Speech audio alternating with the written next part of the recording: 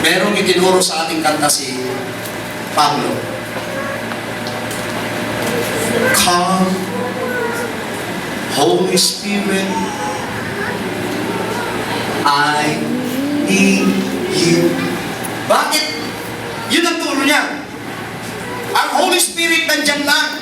Pero hanggat hindi mo ininanyayakan at sinasabi mo, I need you, the Holy Spirit will never move. Amen. Come with the strength and thy power. Nakita mo yung confession? Come with your own strength and your power. Come in thy own special way at magiging victorious kayo sa inyong buhay. Amen.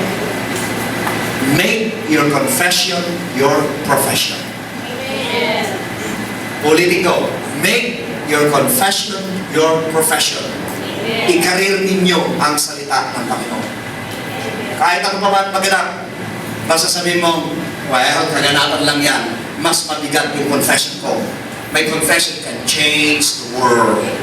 Pag may masungit sa inyong tao, i-confess lang ninyo, itong tao ito magiging mabait sa akin, lahat ng pabor na bibigyan. Thank you, Lord! Hipuin mo siya, Panginoon. Araw-araw, di nagiging worse siya, nagiging worse siya sa'yo. Ay, isipin mo ngayon, yung prayer mo, baliwala. Bakit habang pinagpipray ko siya, lumalayo siya sa akin, nagiging worse siya? Hindi. Kaya lumalayo siya, nagiging worse siya kasi nandoon sa Satanas. Amen? Para disappoint ka. Pero if you keep on confessing na yun ay babait, sunod-sunod ang delivery ng angel dyan, at dyan ay bigla isang araw sasabihin sa'yo, anong gusto mo? Gusto mo ng Jollibee? Wow! Gusto mo amazing aloha? Wow! Amen po ba? Bigla pong babait siya. At isa pa po, keep on confessing and confessing. Hindi ba kanina may kinonfess tayo? Lahat ng ninakaw ng Diablo, babalik sa akin. Ito ngayon ang i-confess nyo. Lahat ng taong may atraso sa inyo, ibabalik sa inyo. Amen. Makita mo yung tinulungan mo 10 years ago, bigla na lang kakato. Kuya Noel, naalala mo ba yung nahirap mo sa yung Gismil? Oo, ito 50,000 na lang. Pasensya ka na ha. Kasi yung ino-confess mo kasi. Amen po ba? You keep on confessing, nasasabihin mo, Panginoon, lahat ng nawala ko, ibalik mo, O Diyos, sa pangalan ni Jesus. Amen. Ang Panginoon na ang hihibo sa puso ng mga taong nasa labas. At yung mga tao dati, yung mga dati matatagal na, bigla na lang lilitaw sa pintuan mo, and they will deliver your blessings. That's how God works. Amen. Amen? Amen. May tao bang gusto mong mapalapit sa'yo? I-confess mo rin. Lord, ay, wag lang ako, ha?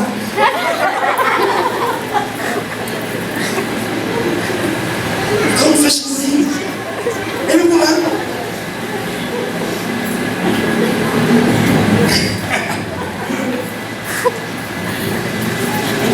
Lord, thank you. Amen po ba? You keep on confessing. Amen? Amen po ba? Yung sabihin nga natin, my mouth is a weapon. Sabi mo sa katabi, my mouth is a weapon. Sabi mo sa nasa likod mo, your mouth is a weapon. Kaya minsan sa bahay ninyo, kapag may nagsasalita ng bad words, sasabihin mo sa kanya, warningan mo, remember, your mouth is a weapon. Amen. And I rebuke that in the name of Jesus pag negative ang sinasabi niya sa inyo. Amen po ba? Bawat bibig po natin, may kapangyarihan nito. Alin ang pinakamaruming parte ng katawan ng tao? Bibig. Bibig.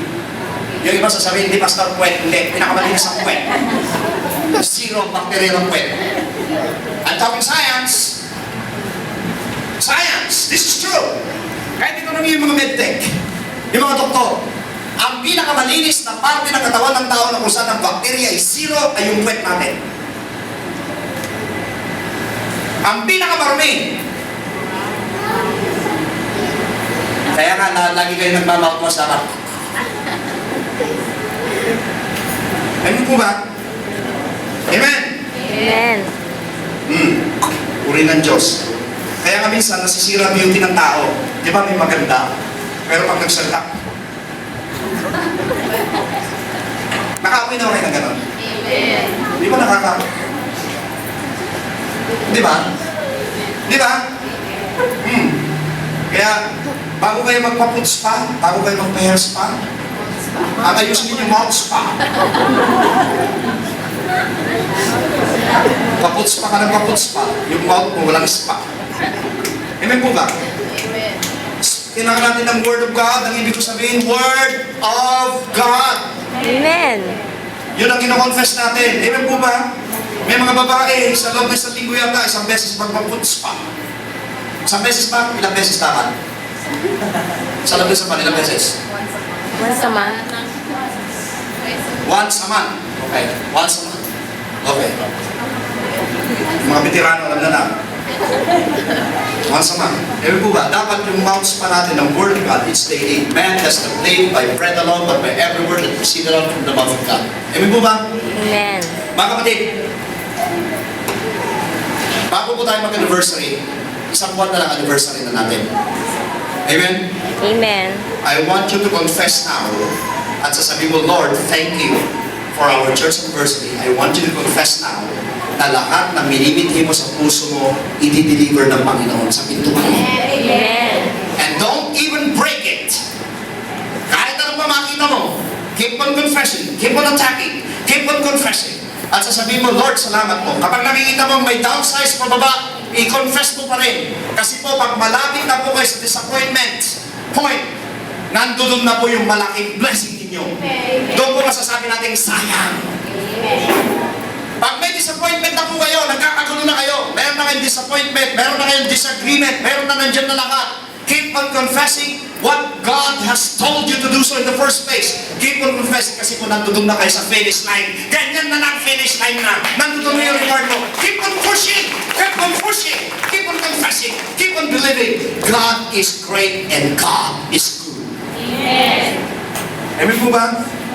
Sino na po rito yung nag-confess na sabihin, at ang church natin ay ipatiles natin ang napakagandang handog. Amen. Ako, kino-confess ko na isang tao lang ang gagamitin ng Panginoon dito. Itong buong church na to, may lalagay sa ayos. Amen. Isang tao lang. Amen po ba? Dapat, nag-uunahan kayo. Dapat sinasabi nyo, ako yung taong yun. Ganun ang confession natin dapat. Amen po ba? Hello? Only one person. God can use it. At mapalad tayo. Ang dami natin. Di po ba? Amen. Amen. So confess. Confess. Okay, let's go back to our reference. Romans 10:10. Hallelujah. With the heart, one believes unto righteousness, and the mouth confession is made unto salvation. Amen? Amen ba? Purihin mo, Panginoon, dapat kino-confess natin lagi. Sabi ko nga doon sa bagong kasal, kay Karen at saka kay Kuya Jason, sabi ko, hayaan niyo yung relasyon ninyo, ang pagbuhusan niyo ay ang Panginoon. You keep on confessing the Word of God. You keep on confessing the Word of God. Kasi sabi mo, Lord, Ikaw ang kasama namin. Ikaw ang kasama namin. Ikaw ang kasama namin. Ikaw ang kasama namin. Panginoon, Ikaw ang kasama namin. At makikita nyo sa lahat ng oras, nandiyan ang Panginoon sa ano ninyo, sa relasyon ninyo. Amen po ba? Amen. Amen? Amen. Mga kapatid, so bagay ito, I will end up with a prayer na sasabihin ko sa inyo, you make your own life. Life is a matter of choice. It's not a matter of chance. It is a matter of choice. Gusto niyo ba mapalit ang takbo ng buhay niyo? Yes, you can. By confessing the right word of God. Lagi mo sasabihin, I believe that I am the head and never to be the tail. I believe that I have the peace of God. I believe in my heart that I have God with me. I believe that God will provide all my needs. I believe that my God will be the one to change my life. I cannot change my life. It's God. But I can give direction over my life. At ang bibigay po ng direction sa buhay natin tayo, hindi ang Diyos. Meron tayong pagpipilian. Para mapatunayan ninyo, magpunta kayo sa Genesis. Ang Panginoon, sinabi na nag-warning muna siya. Kaya sa Eva, On the day you will eat the fruit of this tree, you will surely die. Bakit may puno doon, Pastor? Pinagbabawal na pala ng Panginoon. Bakit may puno pa doon? So, ibig sabihin, hinayaan din ng Diyos na si Adan at si Eva ay malaglag sa kasalanan. Hindi! Winarningan sila. Gusto kasi ng Panginoon, choice natin ang buhay natin. Amen? Kaya yung mga magulang, halimbawa yung anak ninyo tapos na ng high school, magugulat na lang ang bata, naka-enroll na pala. Pinenroll ng magulang, gusto ko na kasi, gusto ka, maging lawyer ka. Eh, ang gusto ng bata, ayaw niya ng lawyer. Ang gusto ng bata, medicine. Pinenroll niya sa lawyer. Imbis na maging lawyer, naging loko. Let the child make his own choice. Amen po ba? Dapat ganun din tayo. Ang Panginoon po nagbigay sa atin ng buhay, ngunit tayo gagawa sa ating buhay. Hindi pa uli ang lahat. Sasabihin ko sa inyo, hindi pa uli ang lahat. Hindi pa. You can still change your life. Amen? Sabihin mo sa katabi mo, hindi pa huli ang lahat. Sabihin mo sa katabi mo, hindi pa huli ang lahat. It's not yet late. God always comes on time. Amen? Let's all stand up. Let's pray. Hallelujah. Amen po ba? Sabi ko, amen. So nakikita natin, sabi ng kapatid natin ito, tama pala. Tama talaga. Sa umaga po ito, ay ang message po natin is about directions. Directions. Amen po ba? Amen. Ang word of God po, sino po nakakalam yung word na compass? Compass.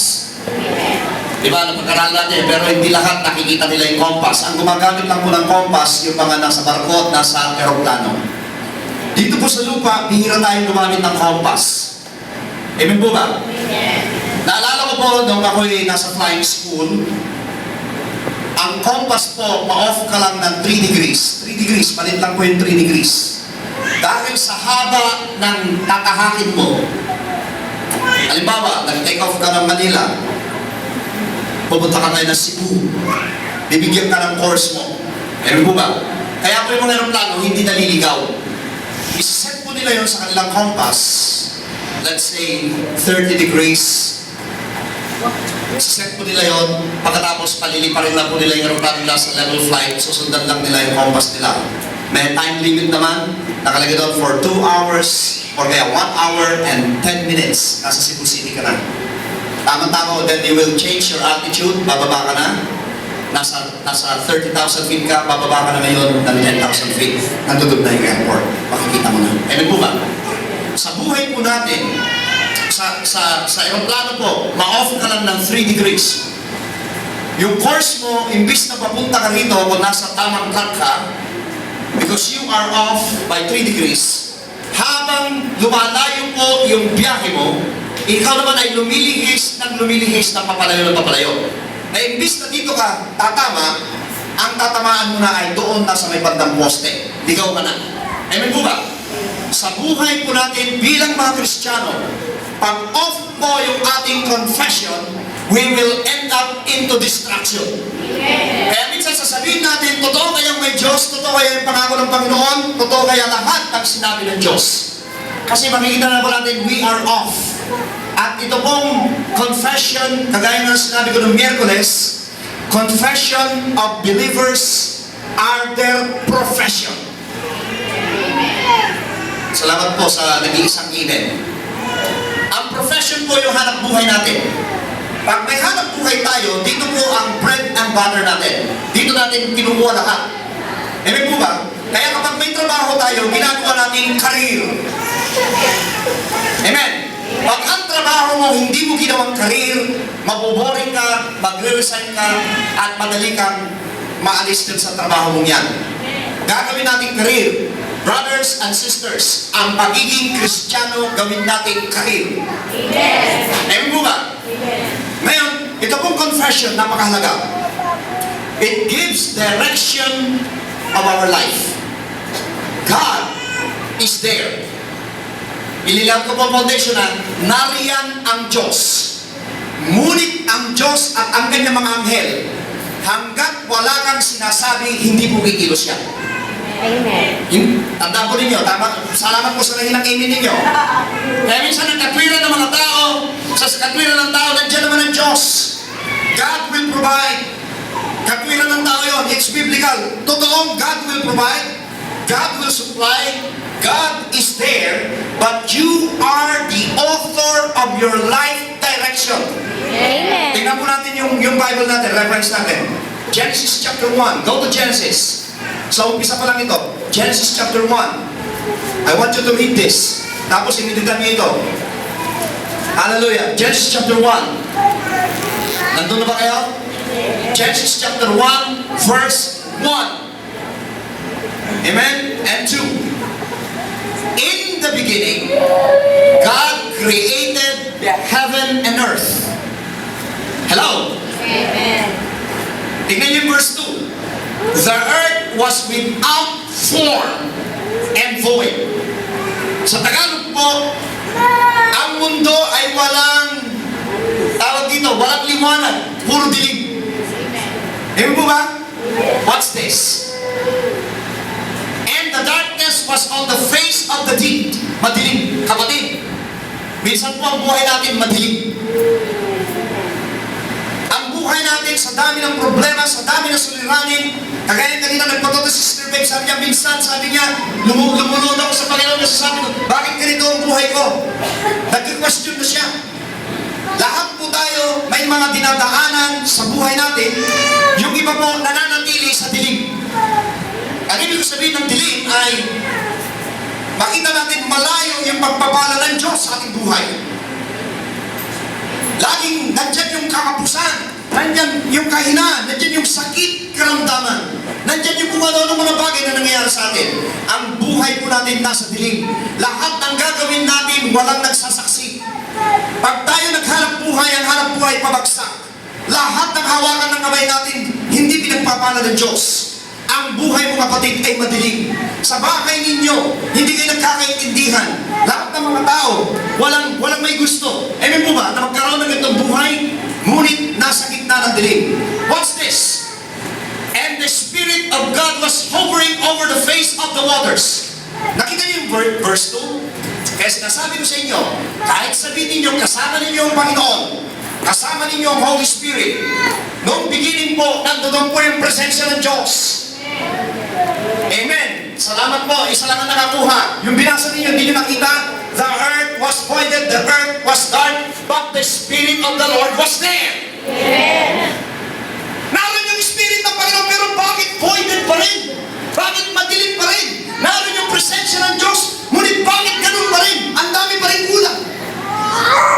Voided, dark, deep, pero naroon ang presensya ng Diyos. Hello? Nandun ang Holy Spirit. The Holy Spirit was there. Makita po natin, the Holy Spirit will never move. Even the angels will never move. Yung mga anghel po natin, bawat isa sa atin may anghel, nilagwardya tayo nila ng Panginoon. That angel will never move. And even the Holy Spirit will never move until confession starts over you. Palakpakan po natin ang Panginoon. Amen. In Hebrews, yung tinulaw ng Wednesday, in Hebrews chapter 3, verse 1, let your confession becomes your profession. Sabi mo sa katabi mo, yung confession mo, yan ang buhay mo. Yan ang buhay mo. This is the source of our bread and butter. Akala ng iba, ang source ng bread and butter natin ay yung mga ating hanap buhay. In reality, the source of our bread and butter is there. Amen. James chapter 1, verse 17. All perfect and good gifts comes from where? From where? From heaven. Above. Hindi sinabing all perfect and good gifts comes from your job. Hindi sinabi. Amen. All perfect and good gifts comes from your family. Hindi sinabi. Sinabi doon, comes from Heaven. above. Tingnan niyo dito sa Genesis, naroon ang Holy Spirit. The Holy Spirit is just hovering. Kapatid, minsan ang buhay mo madilim. Ang buhay natin puro problema. Iniisip mo nag-iisa ka, napabayaan ka na, nandyan ang Holy Spirit, umiikot-ikot lang sa tabi mo. Ngunit wala siyang magawa hanggat walang nagko-command sa Kanya. Don't you know that the Holy Spirit is gentle? The Holy Spirit is like a child. Ang bata po, madaling utusan. Pero kapag yan ay lumaki-laki na, ang hirap na. Oo siya ngayon, pagtalikod mo, wala na. Napansin niyo yung bata, ang daling utusan? Yung mga batang maliliit, yung mga innocent, di ba? Pag yan po ay nasa mood, ang daling utusan yan. Sasabihin mo, iabot mo nga niya sa akin yung ganito lang, alin po doon, ano ito na daddy? Yung bilog dyan, na kulay yan, apa, eto na pa. Ang bata, ganun po. Pag matanda utusan mo, sabi sa'yo, kunin mo.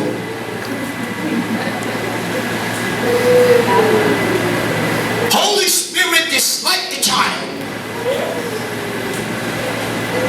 The Holy Spirit is gentle and will never move on your behalf unless you said a word. Tingnan niyo si Genesis chapter 1. Are you there? Nandito na Holy Spirit, lahat madilim. Amen po ba? Amen? Amen? Amen. Then God said, and that's verse 3.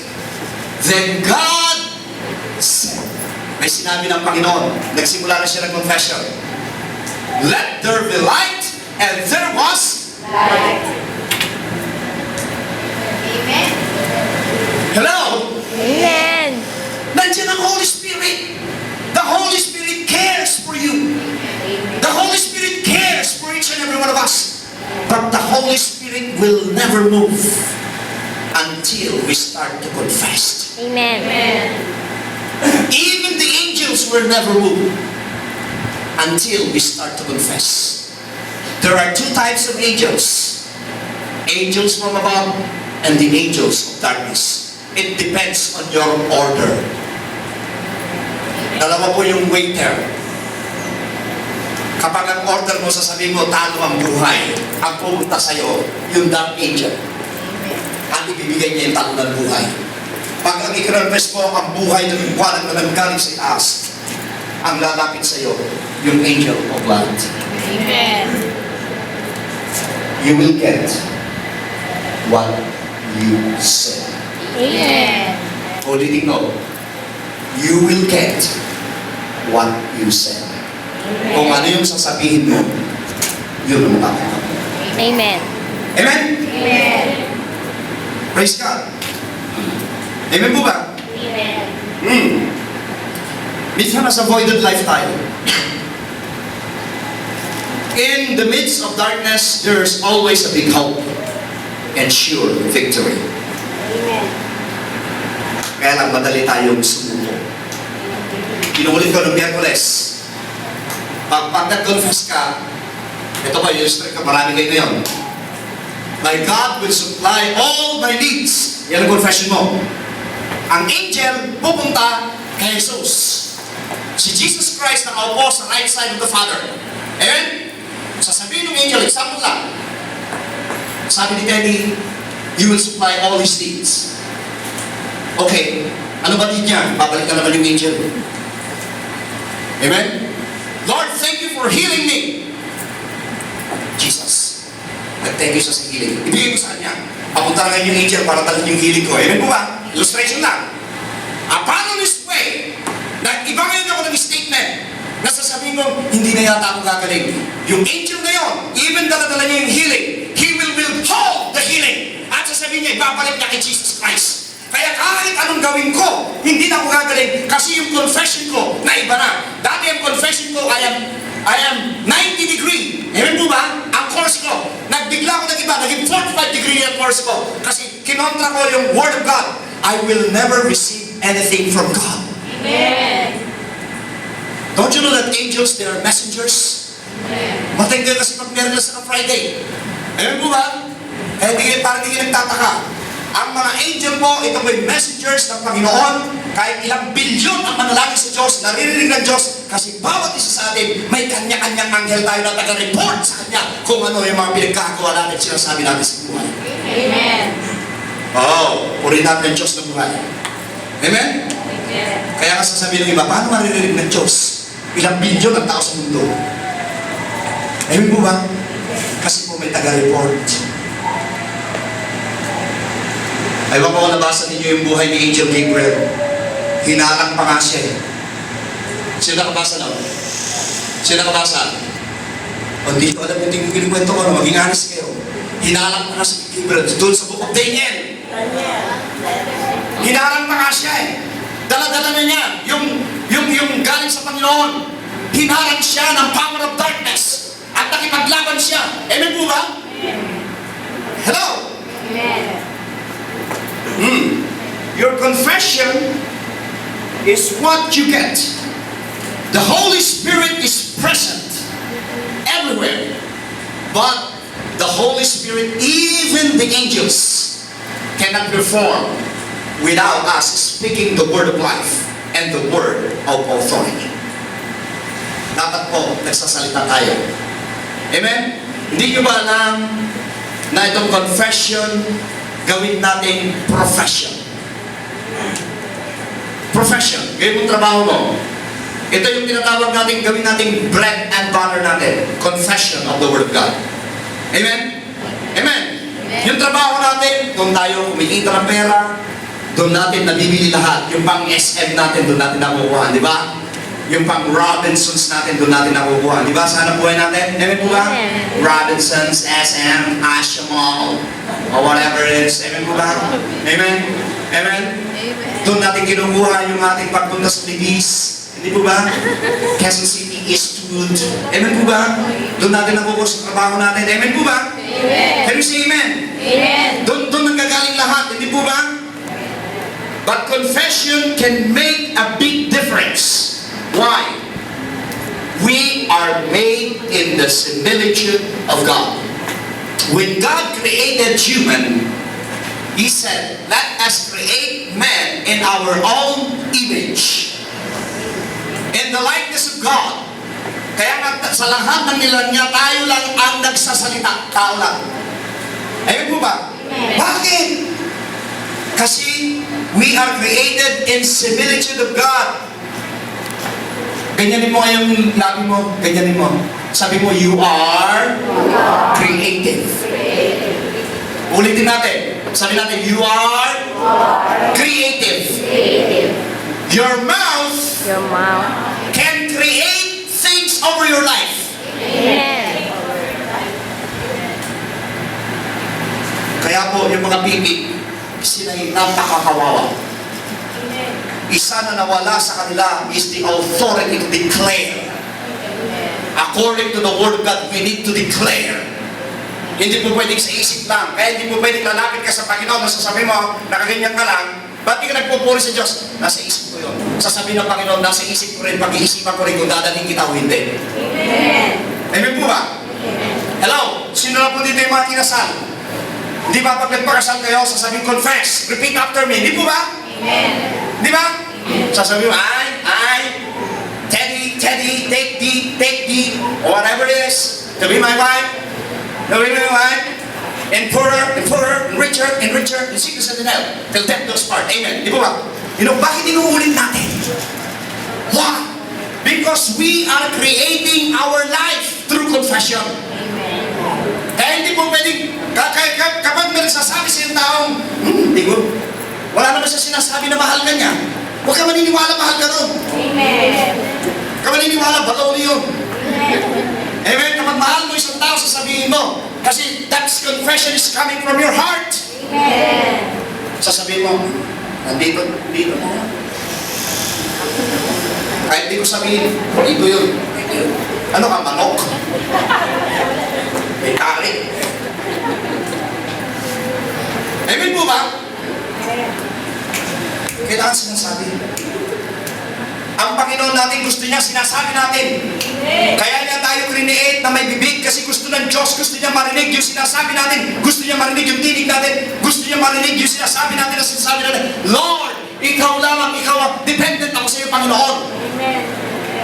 Amen po ba? Amen. Sino po rito yung may kakilalang tao na bihira magsalita sa kanya? Amen? Aba, yung tao yung ipag-pray mo, meron siyang spirit ng pipi. Lumayas ka sa pangalan ni Jesus. Amen? You lay hands on that person, sabi mo, ba't mo nililay hands? Kasi bihira ka magsalita. Confession is number one. Amen po ba?